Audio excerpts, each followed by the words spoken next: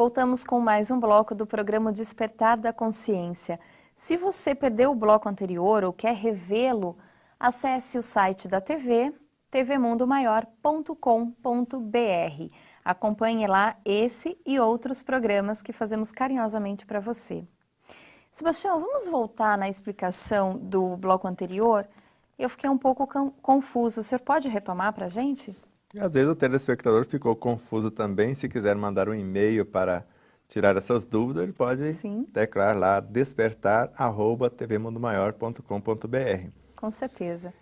Então ficou mais ou menos confuso, mas vamos tentar facilitar a situação. Vamos trocar em miúdos, Uma né? semente traz no seu interior, e nós colocamos no livro também, duas equipes altamente treinadas.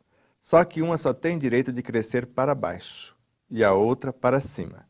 Se as duas se entenderem e cumprir cada um o seu papel, a que for para baixo vai relacionar com o solo, com os nutrientes da terra, da água, do ar, que de alguma forma vai chegar nesses cenários, e até da luz, que também vai estar lá, em planos diferenciados.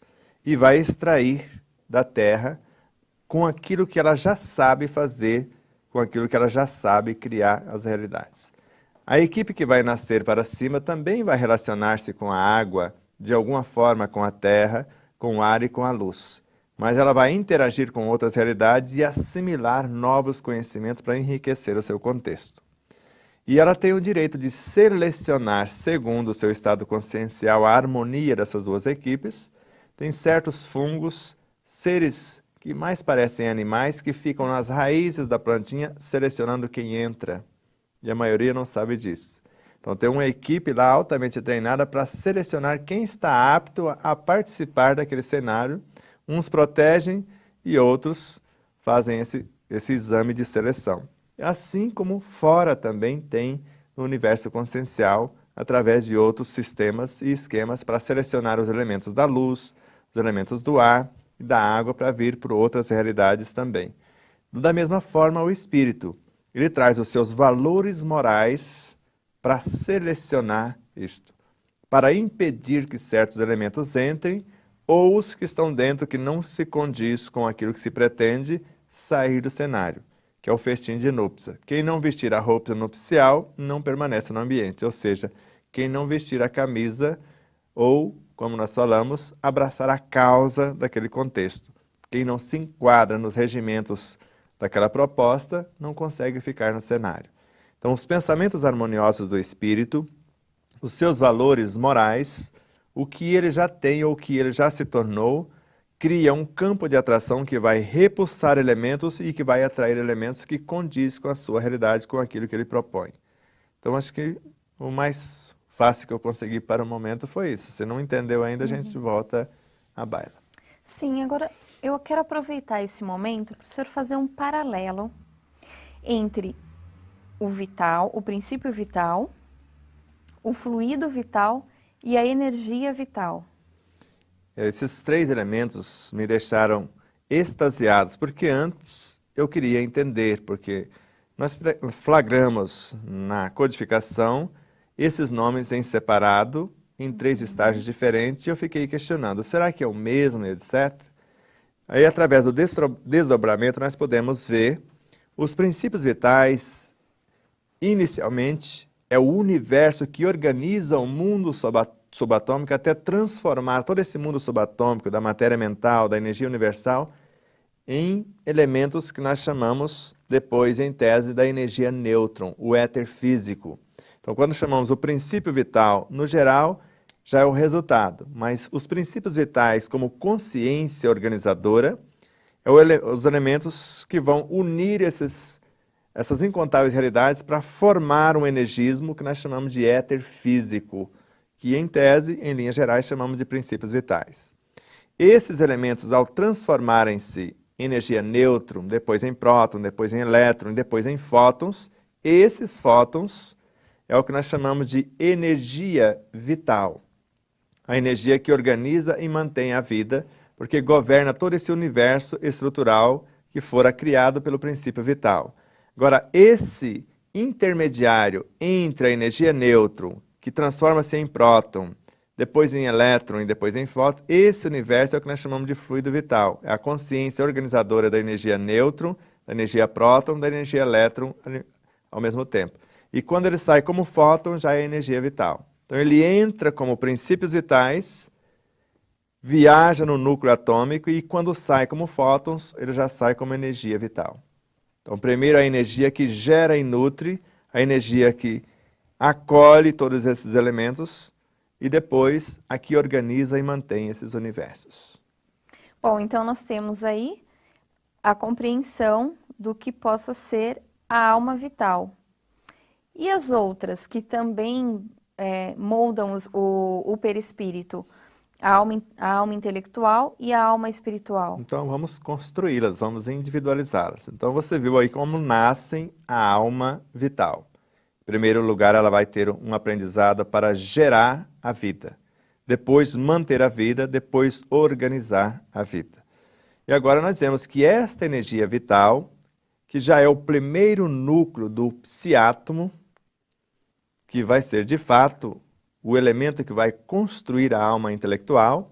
O segundo núcleo, após esse primeiro, que chama bio, segundo o cientista, o pesquisador, este Sol de primeira grandeza que pisou no nosso planeta no último século, como um dos maiores cientistas que eu conheço, respeitado em mais de 140 países, chamado Hernani Guimarães Andrade, ele fala que esse primeiro núcleo que organiza e mantém a vida, ao agir, ele constrói o segundo, que é o perceptum, que é percepção e memória. E esse percepção e memória que é o mundo intelectual nesse psiátomo.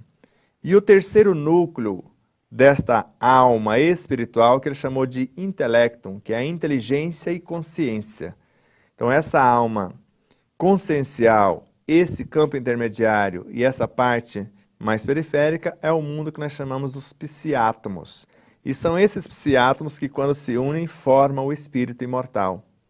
Então a alma espiritual é a síntese dos três, agora simultaneamente. E esse no campo intermediário, a alma intelectual, e o campo mais denso, a alma vital. Então agora as três juntas. Os seres orgânicos, gerenciados pela alma vital. Os seres orgânicos, e enquanto a vida até o reino animal em especial, eu prefiro falar a alma vital para o reino vegetal. A alma intelectual para o reino animal pré-humano e a alma espiritual para o humano a caminho da angelitude. Não sei se me fiz entender. Sim, mas e qual a relação entre elas, entre as três almas? As três se tornam unas, porque quando lemos na questão 585 do Livro dos Espíritos, somos a síntese da força mecânica que rege o reino mineral. Nem é considerado a alma vital, mas é a construção dela já. Somos a sensibilidade que rege o reino vegetal, aí já é considerado a alma vital. O instinto do animal, aí também considerado a alma intelectual. E dominamos como homem com a alma espiritual todas as outras classes. Então existem incontáveis realidades de outros reinos. Então nós vemos a interação entre elas, porque uma vai criando a realidade e as três juntas é o que nós chamamos de o espírito imortal. Então ele pode agir por meio da alma vital para interagir com o universo biológico para suas futuras reencarnações. Ele pode agir por meio da alma intelectual no universo mental perispiritual para criar as condições para que esse corpo seja construído.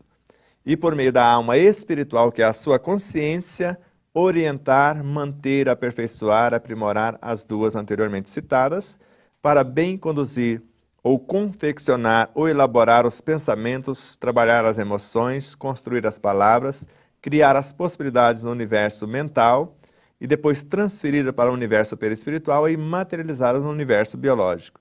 Então elas interagem entre si, criando possibilidades e assimilando novas realidades, porque a alma vital vai agir no mecanismo de orientação e manutenção da vida e assimilar conteúdos para incorporar na sua realidade e enriquecer-se. E ela transforma esses elementos que antes só organizavam e mantinham a vida em instintos. E os instintos já são os embriões da inteligência e dos sentimentos. Esses instintos vai construir essa alma intermediária, que é a alma intelectual, já que são os embriões da inteligência. Só que esta inteligência, inicialmente, esses sentimentos, vai transformar-se em virtudes. Portanto, na consciência ou na alma espiritual, como estamos falando. A minha consciência, ela pode mudar o processo de evolução das almas? Ela pode aperfeiçoar-se como esses 3 estágios ou com esse cabedal que está à sua disposição.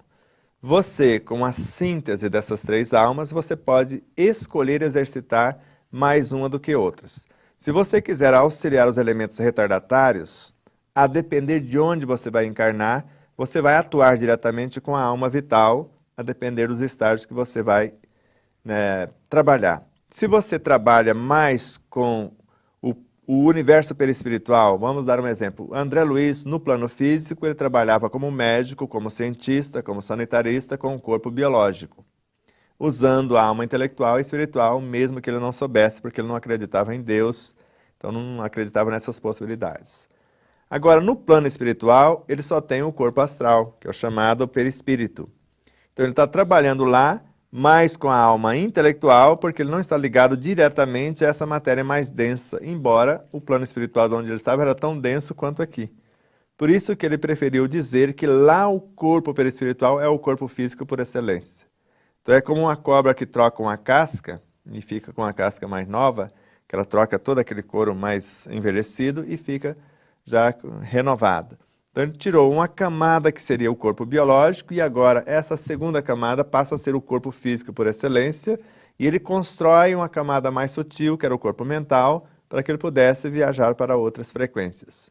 Então é como vemos, são didáticas que se usa, mas somos a síntese de todos esses 3 estados. Mas para agir pela intuição, eu não preciso da alma intelectual e muito menos da alma vital, com todo respeito a elas, embora elas existam no meu universo, porque eu vou comunicar de alma a alma.